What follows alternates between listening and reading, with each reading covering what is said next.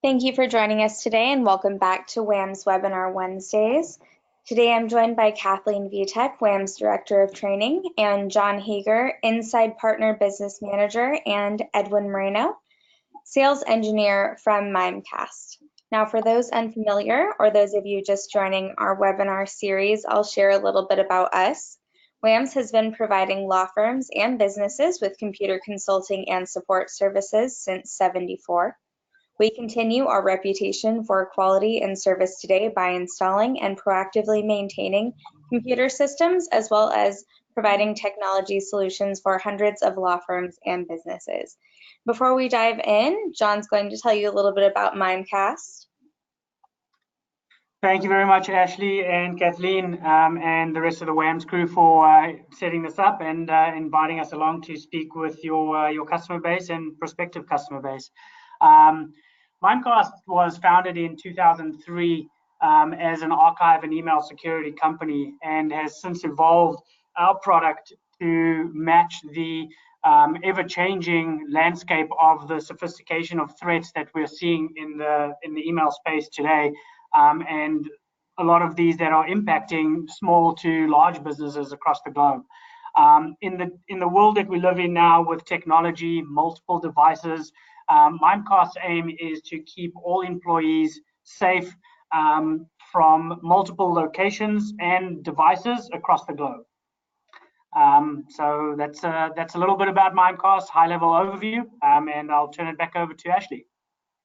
Sounds great. Thank you, John. So today we will cover kind of the benefits of Mimecast and just a quick little overview on Mimecast and the landscape and just kind of from WAM's perspective. And then Edwin will go ahead and discuss Mimecast a little bit further and do a demonstration. Then Kathleen will take over and show us a few tips and tricks on how to get the most out of Mimecast. And then we will open up to a live Q&A. So please type all questions in the chat box at any time, and we will address them during the Q&A. So we're going to go ahead and get started. You may be wondering, why do I need email security? Why is this important? Well, just a few interesting statistics for you. 83% of people think that email is one of the most common sources of attacks. And thank goodness, because that is true. And 64% believe email attacks pose a high or extremely high threat to their organization. The crazy thing about this all is that too many still feel insecure. So you may be wondering again, why do I need email security? Why is this important? Three things that small business owners often say are, it won't happen to me, my business is too small, or our bank will cover any issues we have with fraud. Be aware that that is not the case.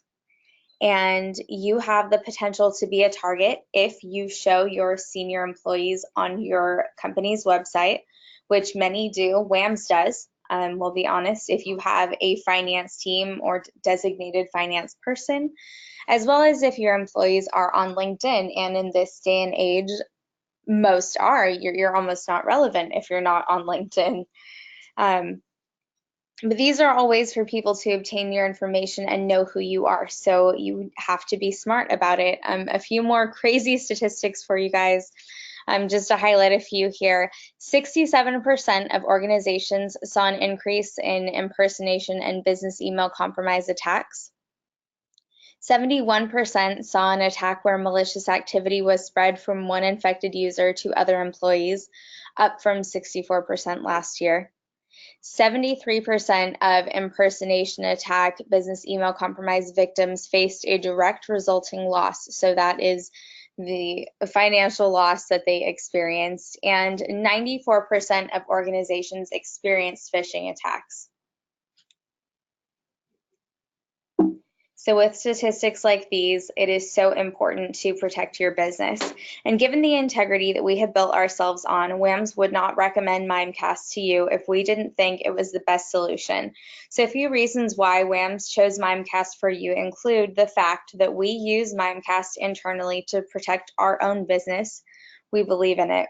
We have used McAfee and Proofpoint in the past and other solutions, and particularly those solutions, have all fallen short of our needs and expectations. And Mimecast's unmatched search and archiving have provided us with the unique combination of security and convenience that we need to stay up and running for our clients. So now Edwin Moreno will tell you a little bit more about Mimecast and introduce you to the latest features. We're going to go ahead and pass that over to him. All right, thank you, Ashley.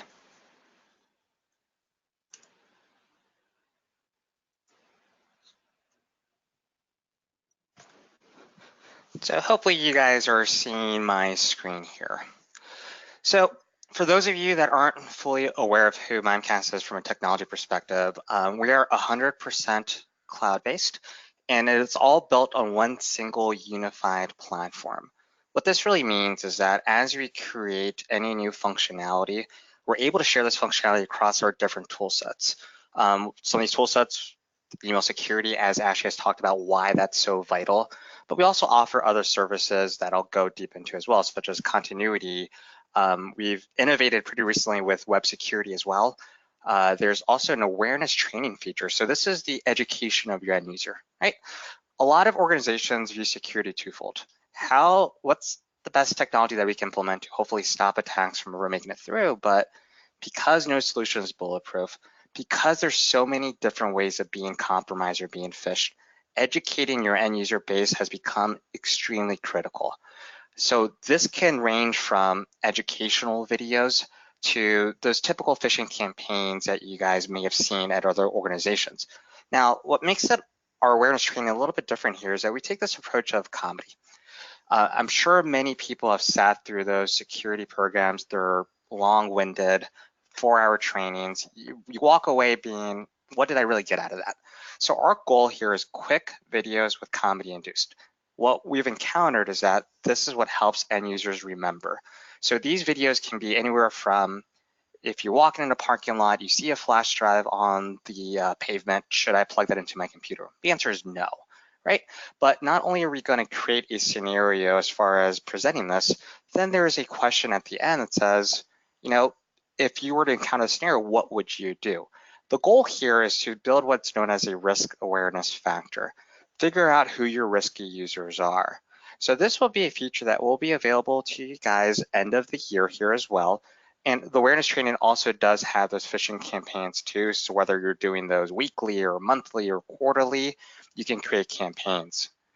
Some of the integration here, because we are in that unified platform as I discussed, is taking real threats that we've seen through our email security solution, real true phishing attacks, and defanging those, or what that means is removing malicious content out of those. And those are the campaigns that you would use moving forward for those end user base. That's a nice example of what the advantages of having a unified platform is. Being that a lot of users here on this webinar are from law firms, we continue to innovate on the archive and data protection services as well.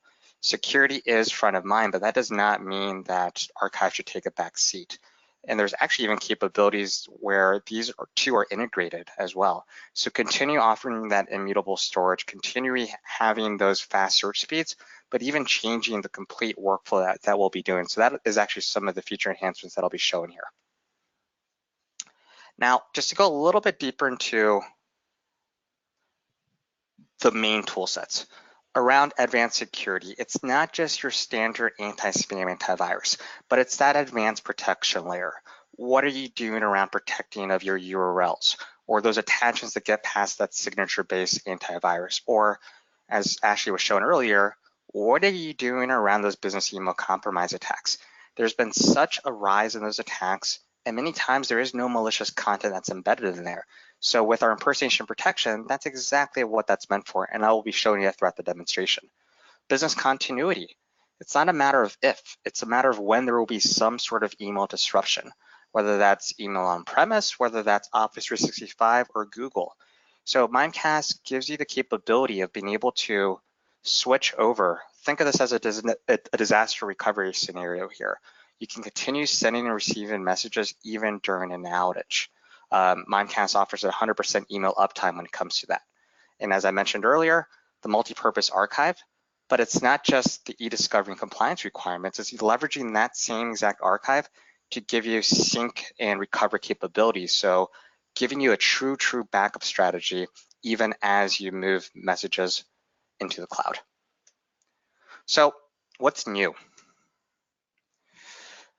Mimecast, as we innovate, it's not always new feature sets. A lot of it is really efficacy improvement. So some of these things you don't even see. Some of these things just happen in the back end. Here's a prime example. What we notice is that a lot of these credential harvesting attacks or these malicious URLs, really what was happening is that these malicious actors were just taking known phishing kits that you can just download off the dark web. They were cloning websites, and that's what they were using to present those fake Microsoft pages. Because there's only so many phishing kits that are out in the wild, we were able to write specific signatures. So without ever having to do an in-depth search on that URL, we're able to see just based off the component and based off the template of the website, it was using a phishing kit. So this has improved a URL detection rate very significantly. Notification templates. There's a lot of policies within Mimecast, and most of these policies give you the ability to have a notification set. There was really no standardization that we were doing in the past. Each policy had different templates here. So what a lot of our customer base was asking for is, how do we go ahead and standardize this? So as you can tell here, from your digest sets to even notifications around harmful messages, we've gone ahead and standardized that look and feel, also giving additional branding capabilities as well. Organizations are big on branding. They don't necessarily want to see Mimecast all over the place. They would rather see their own company name and their own logo and their own color scheme. This notification template update allows you to do that. Geo-blocking or geo-restriction, right?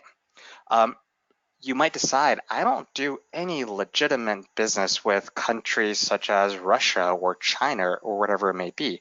So we've created a very simple policy where you can actually block content just based off the IPs or where they're originating from. So whether these IPs are ranges through Russia, or China, wherever else, you can strictly just go ahead and reject those messages. This was another big ask of our customer base. We heard them loud and clear, and we developed this about a couple months ago. Impersonations. Not only are malicious actors trying to impersonate your organization, they're also impersonating the people that you do day-to-day business with. Think of DocuSign, for example. Many people will create a domain that looks like DocuSign, and then they hit you with a known template with a malicious URL embedded, without having to actually do a deep dive into the URL. Simply based off the fact that they created this domain that looks like DocuSign is enough reason for us to go ahead and reject that message. So there's about 500 different globally recognized domains that Mimecast manages here. Think of all the big ones, your major financial firms, DocuSign, Microsoft, Google. But we also give the end user the capability to create their own customized list as well. And there is no limit to this list. So what I always recommend as a best practice is get with your procurement team, figure out those top 10, 50, 100 vendors that you do day-to-day business with. Inside of the console, you would add their legitimate domains. And now we will do the rest for you. So we will look for all those differentiators there too. One more update around efficacy too. As you can tell, a lot of what we were doing around impersonation policy, looking for lookalike domains, is also applicable to even to URLs there too. So if you look at this facebook.com link, this is a mobile link. If you were to look at this from your phone and you add enough hyphens to it, it would actually never disclose the rest of your link. It would only show you m.facebook.com with a bunch of hyphens. Really what you're logging into, believe it or not, is Lyrion.com. This is where the malicious content sits. So there's one example. But the other big example, and something for you to be really wary of, is the concept of homoglyphs and homographs. People using character sets that are non-Western. So in other words, using acrylic character that looks like A in Apple, but little did you know there's a little curvature on the top that actually distinguishes that A. So to the naked eye, when you're logging in through the web browser or you're seeing that through another platform, it looks like apple.com. What Mimecast is doing now is we're going behind the scenes and we're looking at the character set. Is it ASCII code based, or is it a character set that came from somewhere else? So if you haven't seen a lot of these attacks within your environment yet, keep an eye out for that. we've seen a major rise over the last 6 months strictly around that concept there. Threat remediation. This was another big ask of our customer base. While people felt pretty protected around what Mimecast was offering, what they were looking for is what happens if a threat makes it through. No solution is bulletproof. So if a threat makes it through, with threat remediation, what we can do now is we can either automatically pull the message out for you. So a nice example would be attachments. Imagine there's an attachment that made it through the gateway. And initially we thought it was clean. It might be 10 minutes, 15 minutes, could be an hour later. We realized, because we saw that same exact attachment somewhere else in the globe, that we missed it. It was actually malicious. If this is set in an automatic manner, we could reach into the end user's inbox and pull the message out for you.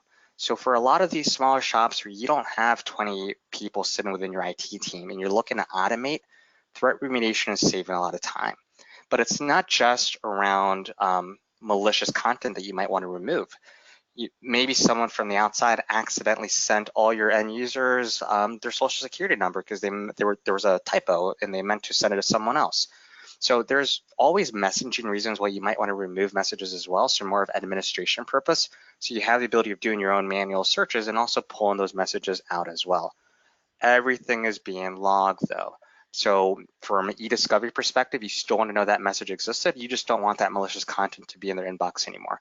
Everything is being logged there.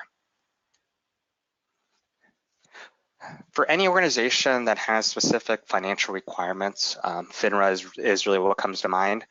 There's a requirement known as supervision.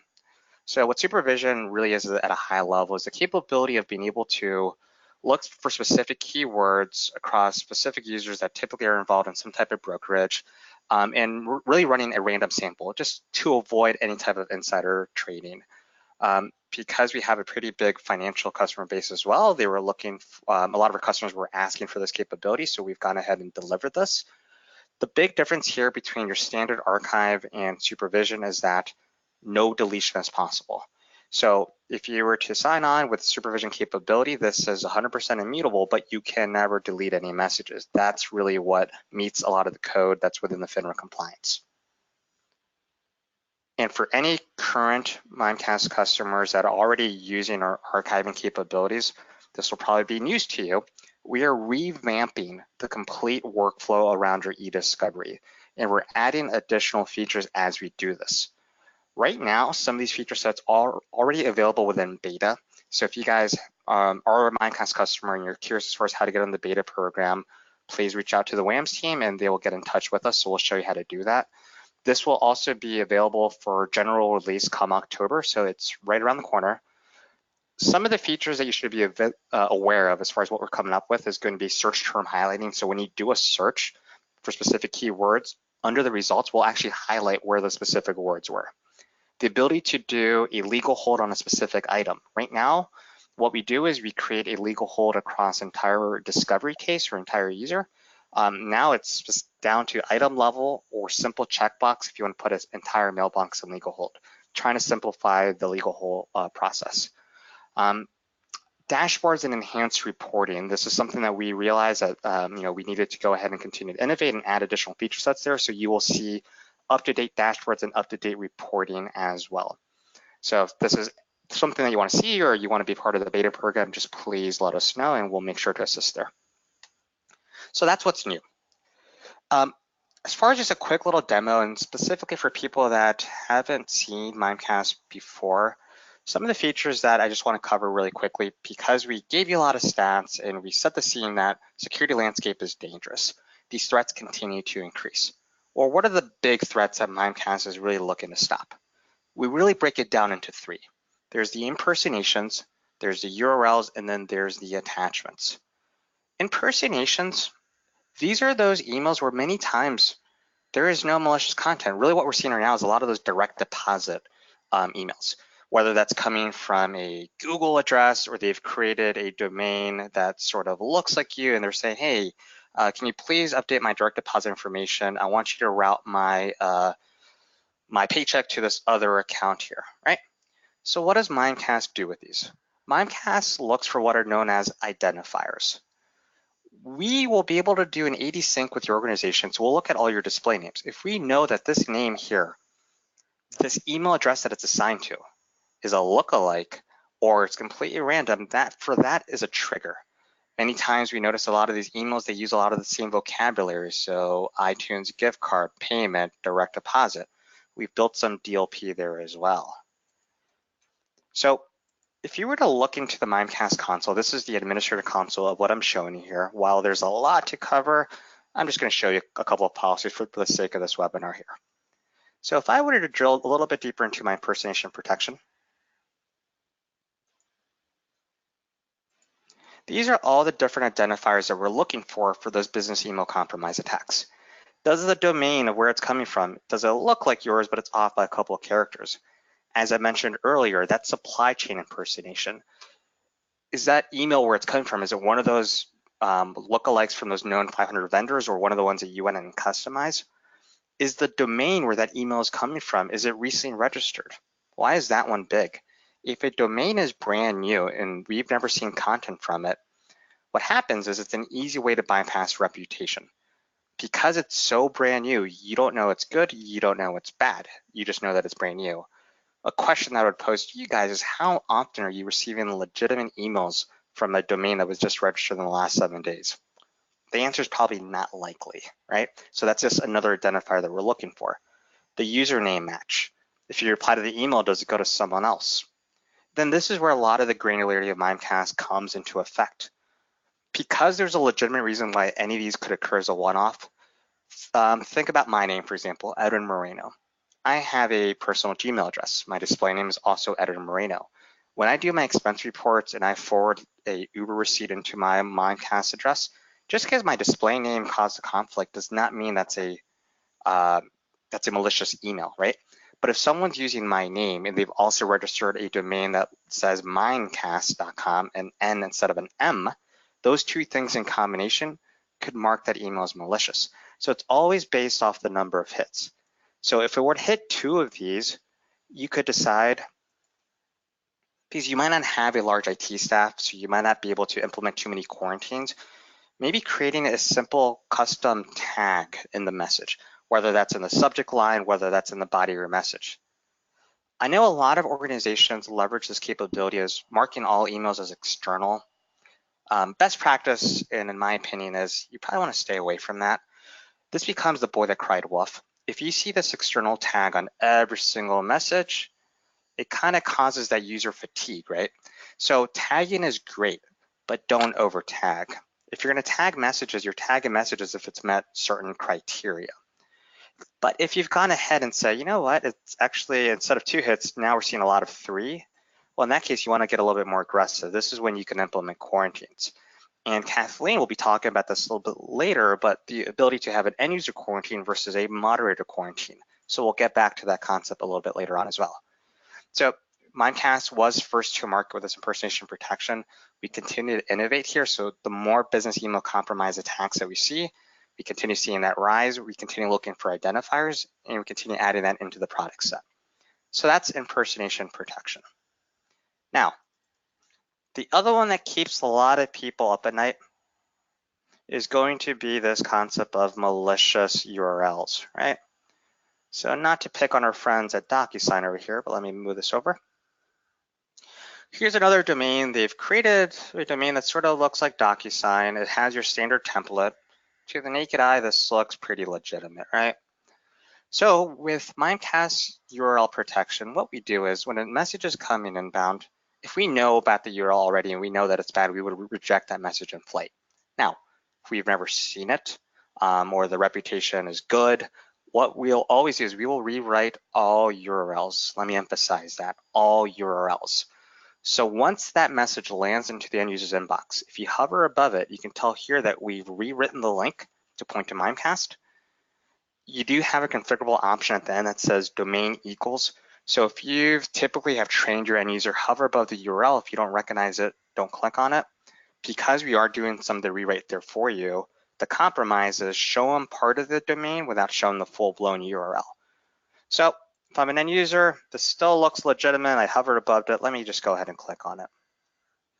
I will click on it. Now, What's very unique to Mimecast is this, what you see here. I could have easily had my policies set up that if I click on a link and I know it's malicious, just present a page that says this website has been blocked. But back to the end user component.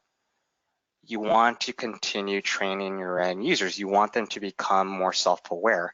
So you could present this random quiz. This could be 5% of your clicks, 50% of your clicks, 100, whatever you decide. It's random, so it could question them on a good link. It could also question them on a malicious link.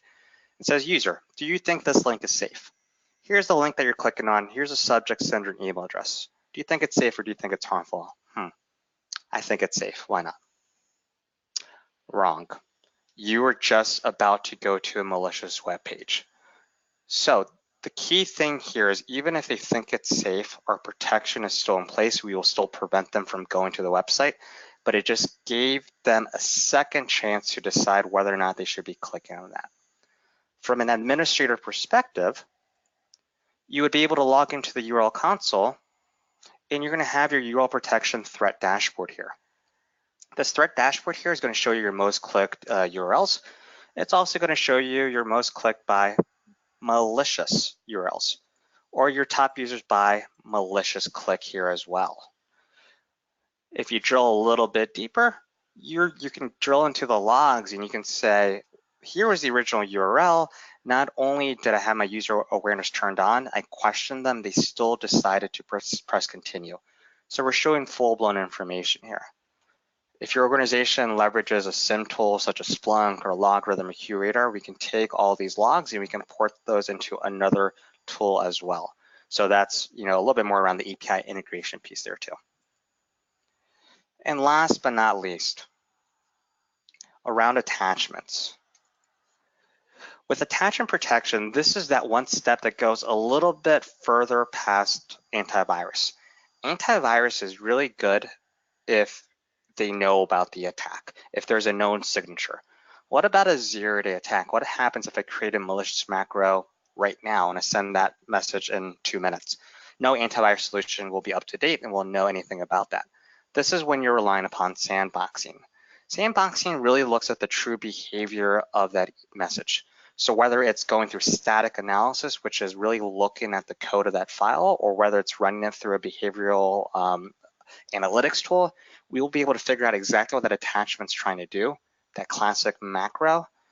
And if it's trying to do something malicious, if it's set up in a preemptive manner, those messages will never hit your inbox, so Mimecast would stop it. Now, what's also pretty unique about the Mimecast offering is that we have what's known as our safe file conversion capabilities. Specifically, law firms love this capability. Because sandboxing can typically take 30 seconds to a minute, and if you were to look at our speeds maybe 3 years ago, we were running about 7 minutes. So we've done a big improvement around speed.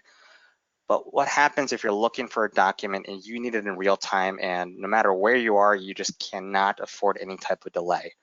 We have safe file conversion capabilities. We can convert all those attachments into a PDF format.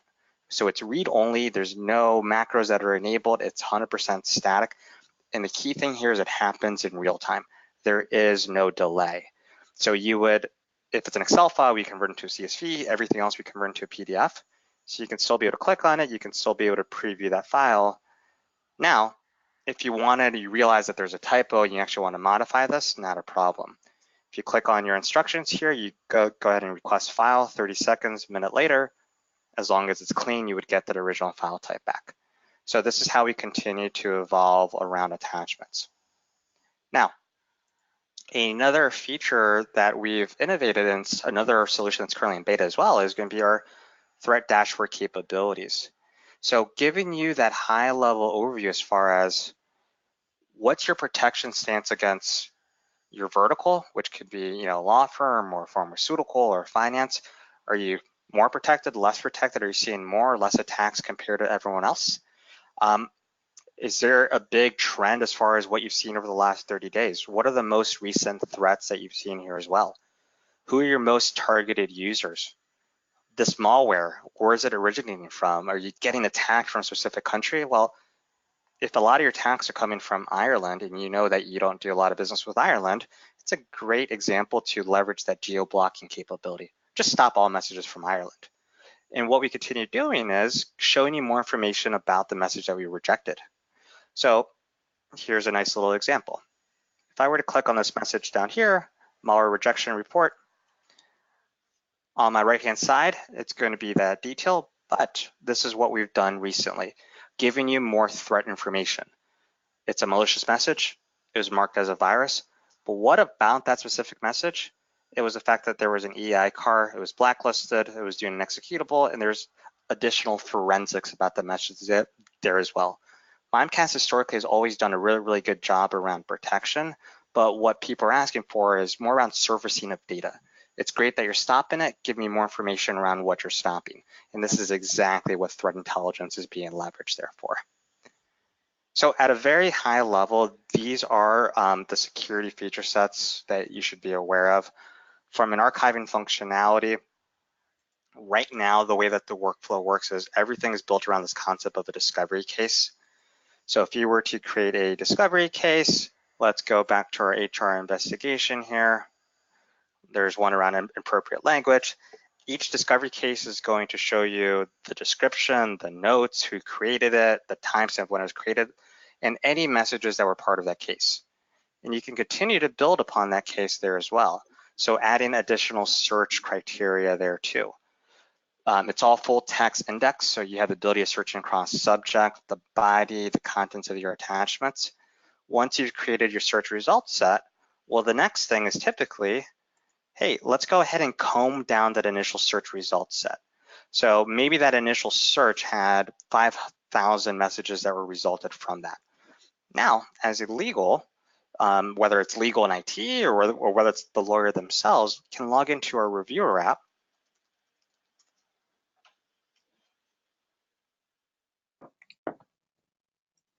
And what you'll see here is you'll see access to any cases that they have been given access to.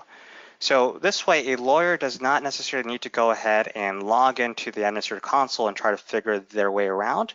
If anything, they have access to specific messages. So in this one, there are 7,200 pending messages that are waiting to be reviewed. Well, within here, I can say, well, these messages, these are just notifications. I don't really care about these. I'm going to mark these as not relevant. But at the same time, this message here is relevant to my case, and I also want to be able to mark it as relevant, put a comment. The end goal is you've gone from 7,200 potential messages to sort through to eventually 600 relevant messages, giving the end user the ability to go then ahead and perform their own export here as well. So as I mentioned earlier around the feature enhancements, we are even reworking that entire workflow there as well to even make it easier for you. But right now, Mimecast has had a big audience around law firms, and it really happens because of where we started. But right now is your current workflow use case there too. And last but not least, before I hand things over to Kathleen, is the concept around continuity. The concept around continuity is that it's not a matter of if, it's a matter of when there's some sort of disruption. So as an administrator, you can decide to perform proactive checks, whether you're monitoring the connection from Mimecast to the email server, whether we're doing proactive messages, we're sending test messages, expecting a response back in a timely manner. At any point, once any of that seems to be off, the administrator can invoke what's known as continuity mode. So from the administrator console, they would turn on continuity mode. It would automatically enable this button here within the plugin, and we'll do a deeper dive on the plugin here with Kathleen, but it will enable this plugin. It'll say that it's working offline. Well, even though we're 100% offline, imagine it's Office 365, they're having their classic outage or their gray out, whatever they want to call it, your end users can continue to use the Outlook plugin to send and receive messages. So they're still going to use Outlook. They're going to compose a brand new message. Outage during a webinar. How embarrassing is this? Send.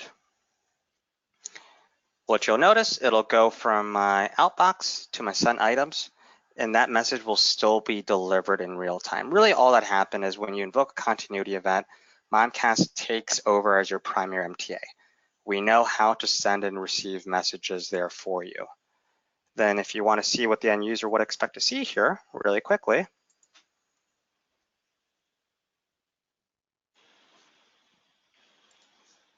this is my external account here. This has nothing to do with Mimecast. This is my emimecast@outlook.com.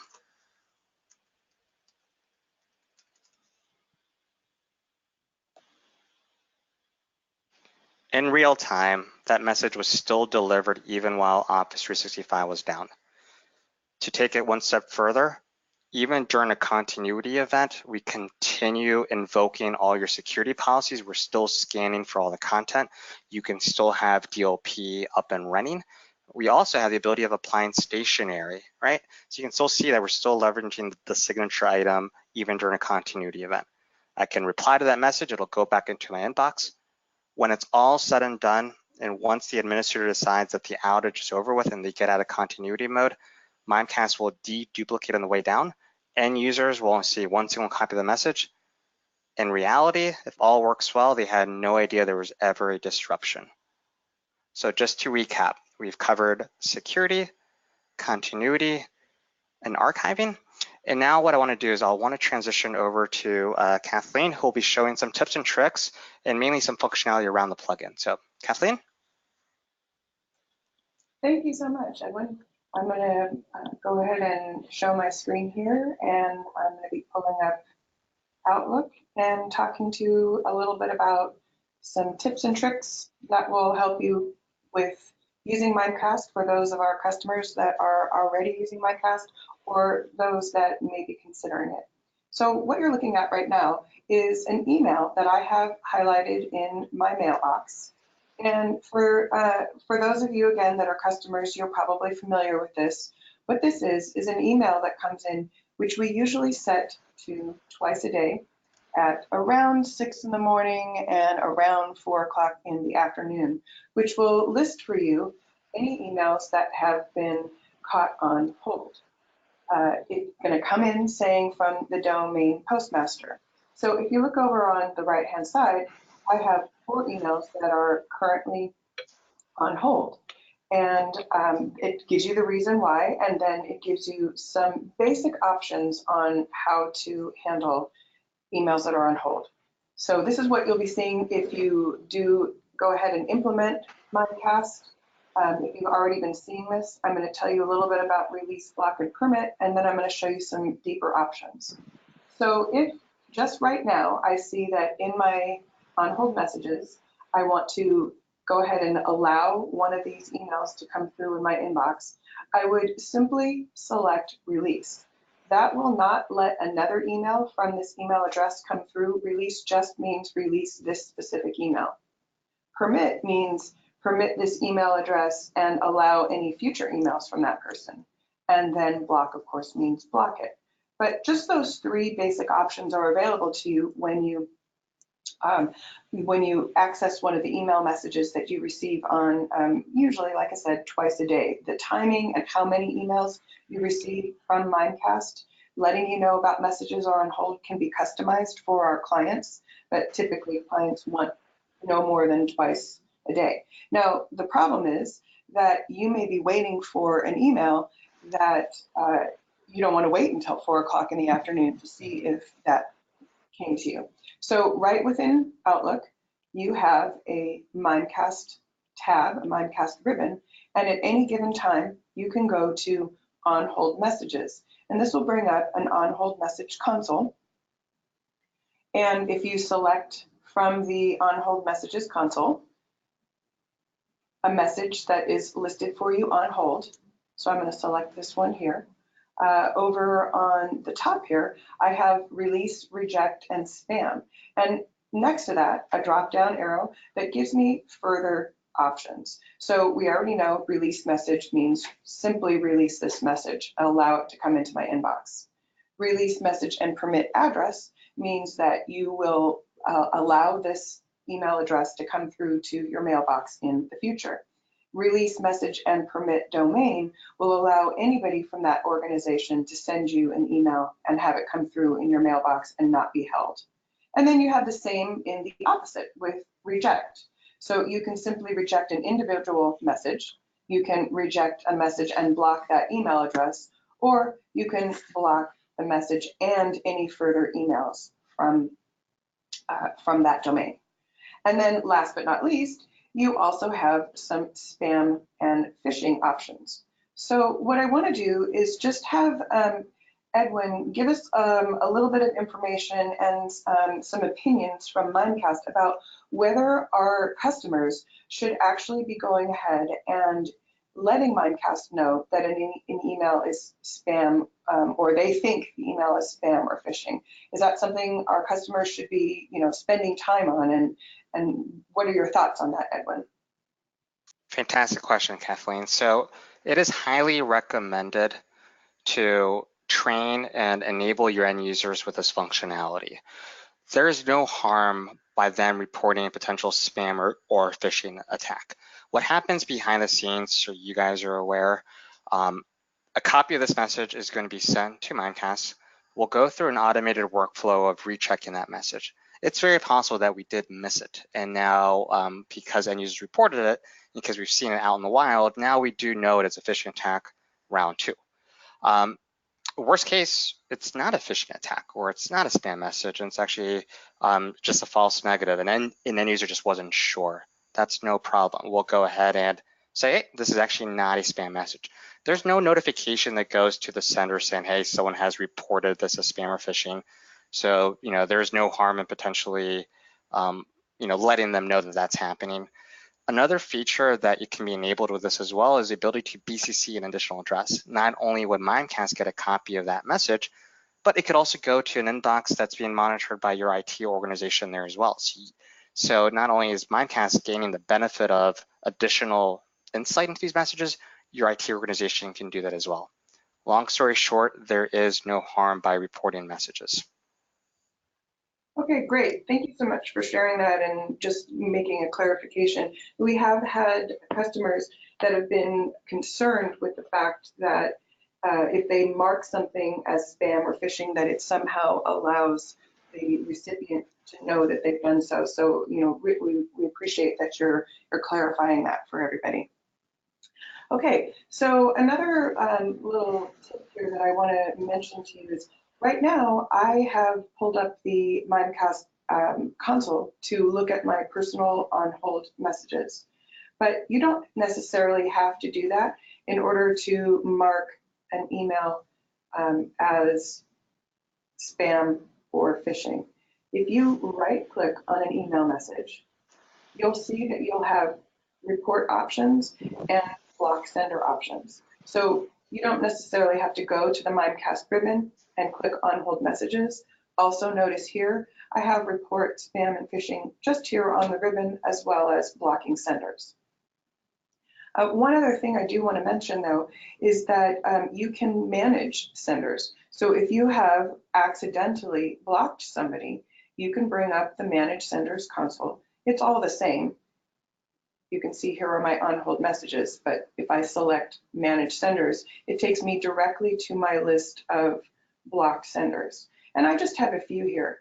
The example that I want to share with you though are these 3 email addresses.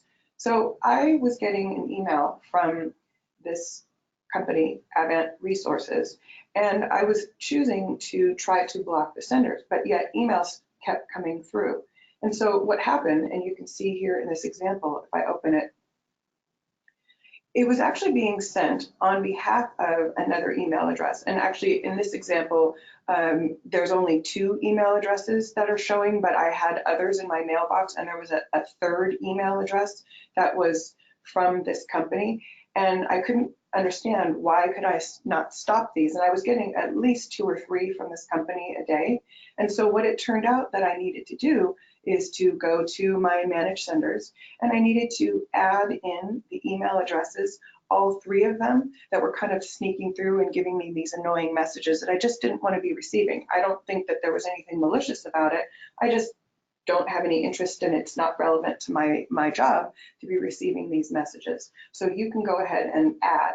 Now, you also can unblock somebody. So if I accidentally blocked education at Advent Resources, I can remove them from my blocked senders list. So that's just some things that give you a little bit more power as far as using Mimecast. One thing I'll add here, Kathleen, is that a question that I get often is, what happens if I turn all this function on for my end user? They block something, as you mentioned, but maybe they don't know to troubleshoot it themselves. And they submit a ticket to help us and say, hey, I'm no longer receiving these messages. A lot of what Kathleen is showing here, from an administrator perspective, you can still log into the administrator console. You can still be able to view individual people's managed senders. So you don't have to walk around and troubleshoot the plugin. You can just do it from an administrator perspective. So that's just one little extra point there too. So there is really no harm in enabling these capabilities, because as an admin, you still have full control. And everything that Kathleen is showing here, not only is it available from the Outlook perspective, there is a Mimecast personal portal, which is a web version of this as well. And there's also the Mimecast mobile app. So if you are an organization that doesn't heavily use Outlook, maybe you use the web client, maybe you're a Google shop, there are different avenues of being able to provide the same self-service capability. That's great. Thank you for sharing that additional. Now, I'm also going to ask you to just take a moment here to tell us what moderated on hold is versus personal on hold. Sure. So when you saw my impersonation example earlier, and you have the ability to create different actions, you have the ability of specifying, do you want a personal on hold message or do you want moderate on hold? If it's something like spam, that can be a personal on hold message, because typically there's nothing harmful in there. It's just an annoyance type thing. Now, there's going to be certain policies that you don't want the end user to make that decision. You want it to be the administrator. Well, the administrator might not always want to log in through the administrator console in order to view quarantines. So an administrator, if you have set certain policies to be moderator on hold, they can actually log in from the same Mimecast for Outlook plugin or the portal or the mobile app and view messages that are being held for moderation. So they can be able to release messages on behalf of other users if they've been given that capability. So it really boils down to, what is the policy, and is it something you would trust the end user to release, or would you rather it be more of an admin function, but instead of just doing it from the console, you can also do it from the self-service capability as well. Does that help, Kathleen? Yes, it does. Yes. Thank you for sharing that. So those are just some, on hold messages and, things that, again, empower the end user. I want to point out another feature here in Mimecast that some of our customers don't know about, because they may not have implemented this feature, but from, training perspective and working closely with our clients, you may want to consider this feature here, which is large file send. It is not necessarily by default implemented. It's a feature that can be added for really just a few dollars extra per month, so it's not a pricey add-in. And in addition, it can be implemented for only specific users in the organization, so it doesn't have to be across the board. So, for example, a paralegal that's constantly sending or trying to receive large files, instead of using Dropbox or ShareFile, you can use the Mimecast large file options. It will give you options to attach large files, and it's all managed through Mimecast. And additionally, you can request somebody from outside of your organization to send you large files. They do not have to be a Mimecast customer. You can just utilize the Mimecast tools. And if I create a new email, and I go into a new email, you also have a Mimecast tab here, which allows you to use the attach large file send and send large files, request large file options. So you don't have to be on the Mimecast ribbon to start your email message. You can start a new email message the way you normally do, and then use the Mimecast ribbon within your new Outlook message. Yeah, Kathleen, and really quickly, another helpful tip on this one too is that you don't even need to go to the Mimecast tab in order to click attach large files. You can go and attach a file like you normally would. And what Mimecast does in the backend, it says, well, this size file, it's actually bigger than the limitation of Exchange or Office 365 or Google. So it'll automatically convert that into a large file. So really what it does is it strips the file it sends, as Kathleen mentioned, a link to that external person going back to the file. And we will support up to 2 gigs per large file send. So you can send up to 2 gigs worth of messages. So the plugin is actually smart enough to know, is this a large file or is it not a large file? And that's actually a really great tip to know as well, which is another reason why I'm a big proponent of the large file send, is that a lot of time users don't pay attention to the size of a file. If you use a document management system, depending on your options, you might not even see what size a file is without actually going into the properties. So it's great to have this feature kick in automatically for you, and and then users can just continue with their workflow without having to stop and figure out, oh, I didn't realize this file was too big, but I need to get that file to the recipient immediately. So yes, great tip there that it will automatically pop up if you have implemented the large file send and you've selected a file that's too large. So I think lastly, at least as far as tips are concerned, something else that some of our users who are using Mimecast might not be aware of, and Edwin's going to speak a little more about this, is the fact that you do also have, when you create an email message, the ability to send an email securely. Now, you'll notice on my drop-down I have some expiration dates, so I can send in an email and have it expire within a certain number of days. But I'm going to, again, ask Edwin to give us a little bit more of an understanding of what this really means to send an email securely. Yeah. So when it comes to a standard email, when messages are being encrypted in transit, it's using a concept known as TLS. So this is something that you would enable on the mail server or within 365 or within Google, wherever your email environment might reside. The issue, though, is that there's a lot of organizations that don't have TLS enabled. So what that would mean is if you're sending a message and let's say their social security number's in there, if the client, so the external person that you're sending to, does not have TLS enabled, if it's a standard email, that message was just sent via plain text. That's a huge security gap, leaving you pretty vulnerable there. So what secure messaging is, it's a perfect fit when that external person does not have TLS enabled. So what we'll always do is we'll always try to enable TLS first, but as a backup, or if you were to manually decide send securely, what happens, very similar to large file send, the external person would receive a link to the message saying, hey, you have a secure message waiting for you. They would click on the message, it opens up a web portal, and they would be able to view the message there as well. Because that message never left the Mimecast world and just a link, as an administrator, you can still control certain things such as expiration dates. Do you want that external person to be able to print or reply all? Do you want to give them a capability to compose a brand new secure message back to you? So many times people will leverage secure messaging hand in hand with DLP. So if you're specifically looking for certain phrases or keywords or regular expressions or credit card numbers, you can enable it that way. Other people can also decide to put in that tag, external tag or tag encrypt tag in the subject line. Or as Kathleen is showing you here, you can simply do it by a dropdown. But this is your ability to ensure that the message is never sent via plain text. And last but not least, Kathleen, because we do want to leave some Q&A here at the end. For the archive audience that's on the call here as well, if you could do me one quick favor, if you could go back to the plugin. Sure.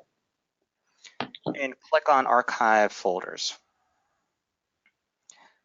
So while e-discovery tends to be a compliance, it's a compliance requirement. So you're doing it from an administrative perspective, you're doing multiple searches for all your users. You can still enable the view for the archive for the end user.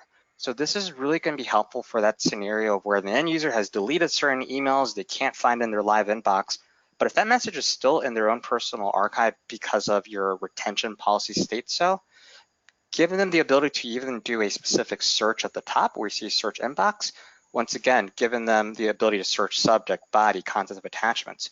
But also what a lot of organizations love is our ability to replicate folder structure. So if you can see on the left-hand side under favorite folders, these are Kathleen's folders as they exist in her live inbox. All we've done is we've replicated that into the archive. So for that type of user that has no idea what email they're looking for, they happen to know that they store everything under active clients, they would click on that folder and that's exactly where it is. So there's a lot of use cases for the plugin. It's not just self-server security around security and quarantine management. There's a lot of archive features, and as I showed you earlier, continuity capabilities as well.